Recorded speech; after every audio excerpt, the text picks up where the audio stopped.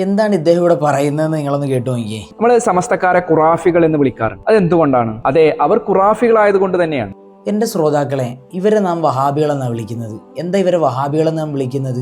നിങ്ങൾക്ക് കാര്യം മനസ്സിലായില്ലേ? അത് തന്നെ, അതാണ് അദ്ദേഹം ഇവിടെ തുടങ്ങി വെച്ചത്. മനസ്സിലായ? ഇദ്ദേഹത്തിന്റെ വിഷയം എന്താണ് ഇവിടെ? എന്താണ് ഇദ്ദേഹം ഇവിടെ പറയാൻ ഉദ്ദേശിക്കുന്നത്? ഇദ്ദേഹം പറയട്ടല്ലേ? പറയൂ. ബഹുമാനപ്പെട്ട സുബൈർ സലഫി നന്മ മുടക്കിയാണ് എന്നാണ് ഇദ്ദേഹം പറയുന്നത്. സുബൈർ സലഫി ഇവിടെ നന്മ മുടക്കിയാണെന്ന് പറഞ്ഞതുകൊണ്ട് എന്താ തെറ്റ്? എൻ്റെ ശ്രോതാക്കളൊക്കെ ഞാൻ പറയുന്നത് കേട്ടതുമല്ലേ? അത് നമുക്ക് തള്ളാൻ പറ്റത്തില്ല. അങ്ങനെ തന്നെ ഇരിക്കട്ടെ. പവിത്രമായ ആശൂറാ ദിനത്തിൻ്റെ അന്ന് ചൊല്ലേണ്ട ദിക്ർ ഇത്ര എണ്ണം ചൊല്ലണം, അതിൻ്റെ മഹത്വം ഇങ്ങനെയാണെന്ന് മുൻഗാമികളായ മഹത്തുക്കൾ സൂഫിവരന്മാർ പഠിപ്പിച്ചിട്ടുണ്ട്.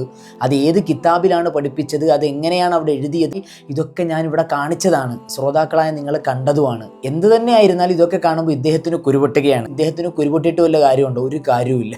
അദ്ദേഹത്തിന് മറുപടി കൊടുക്കുന്നതിനിടയിൽ ഞാൻ ഇങ്ങനെ ഒരു വാചകം പറഞ്ഞിരുന്നു, നിങ്ങൾ കേട്ടിരുന്നു. അതിനെക്കുറിച്ച് ഇദ്ദേഹം പറയാൻ വരുന്നുണ്ട്, നിങ്ങളൊന്ന് കേട്ടു നോക്ക്. കീശ നിറക്കാനും പള്ളം നിറക്കാനും എന്നൊക്കെ നിങ്ങൾ പറയുന്ന ഒരു സംസ്കാരമില്ലാത്ത വാക്കുകളും പ്രയോഗങ്ങളൊക്കെ ഉണ്ടല്ലോ, അതൊക്കെ നിങ്ങളുടെ കയ്യിൽ ഇരിക്കട്ടെ. മുസ്ലിയാക്കന്മാർ അതിനുവേണ്ടി തന്നെയാണ് മതത്തിന്റെ പേരിൽ പല വിദാത്തുകളും കൊണ്ടുവന്നിട്ടുള്ളത്. പുരോഹിതന്മാർക്ക് കീശ വീർപ്പിക്കാനും പള്ള വീർപ്പിക്കാനും. അവിടെ നിയത്ത് തന്നെ ആരാന്റെ കോയും കായും കൊണ്ട് എന്റെ പള്ളയും കീശയും വീർക്കണേ എന്ന് തന്നെയാണ് മുസ്ലിയാർ. നിങ്ങൾ ചോറ് കഴിക്കാറില്ലേ? നിങ്ങളുടെ കീശയിൽ കാശിരിക്കാറില്ലേ? നിങ്ങളുടെ പള്ളം നിറയാറില്ലേ?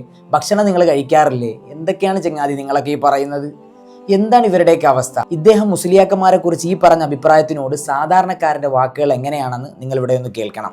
അതൊരാൾ വാപ്പി മരിച്ച ഓല പേര് അതേ ശേഷം ഇവരോട് പറഞ്ഞിട്ട് കാര്യമില്ല. ഇവര് പറഞ്ഞെന്താണ്, ഉസ്താദ്മാർ ചോർന്നാ നടക്കണില്ല, വീട്ടെടുക്കുന്നത്.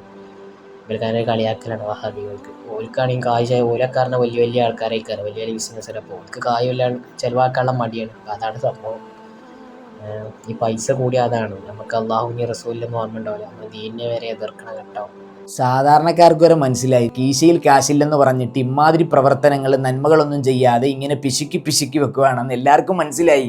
ഇനി നിങ്ങളിങ്ങനെ ചറപറ എന്ന് സംസാരിച്ചത് കൊണ്ടൊന്നും ഒരു കാര്യമില്ല വഹാബി. നിങ്ങളൊന്ന് ചിന്തിച്ചു നോക്ക്. സുബൈർ സലഫിക്ക് മറുപടി കൊടുത്ത് അതിൻ്റെ അവസാനം ഞാൻ എൻ്റെ ശ്രോതാക്കളാകുന്ന നിങ്ങൾ ചിന്തിക്കാൻ വേണ്ടി ഞാൻ ചോദിച്ച ചില ചോദ്യങ്ങളും അതിൻ്റെ മറുപടിയും ഇദ്ദേഹം പറയുന്നത് എങ്ങനെയാണെന്ന് നിങ്ങൾ ഇനി ഒന്ന് കേൾക്കുക. കേവലം 70 തവണ ഹസ്ബി അല്ലാഹു വ നിഅമൽ വക്കീൽ എന്ന് പറയുന്നത് ഇത് ചൊല്ലിയത് കൊണ്ട് നമ്മൾ നരകത്തിൽ പോവുക. അതെ, ഇത് നരകത്തിൽ പോകാൻ വേണ്ടി കാരണമാകും. നമ്മൾ ഇതൊക്കെ ചൊല്ലുന്നത് നരകത്തിൽ പോകാനുള്ള കാരണമാവുകയാണെന്ന് ഇദ്ദേഹം പറഞ്ഞത്. ഇദ്ദേഹത്തിന്റെ നിലവാരം നിങ്ങളൊന്ന് മനസ്സിലാക്കണം. നമ്മൾക്ക് അല്ലാഹു തആല തിന്മയുടെ ഭാഗത്തായിരിക്കും എഴുതി വെക്കുന്നത്. തീർച്ചയായും തിന്മയുടെ ഭാഗത്ത് തന്നെയാണ് ഇത് എഴുതി വെക്കുക. നമ്മൾ ഇതൊക്കെ ചൊല്ലുമ്പോൾ തിന്മയുടെ ഭാഗത്ത് തന്നെയാണ് എഴുതി വെക്കുന്നതെന്നാണ് ഇദ്ദേഹം പറയുന്നത്. ഇത്രയും കേട്ട സ്ഥിതിക്ക് ഇദ്ദേഹത്തിനോട് നിങ്ങൾ ചോറാണോ കഴിക്കുന്നതെന്ന് ഞാൻ ചോദിക്കുന്നതിനെക്കാട്ടി മുമ്പ് നിങ്ങൾ ചോദിച്ചിട്ടുണ്ടാവുമെന്ന് എനിക്ക് തോന്നുന്നത്.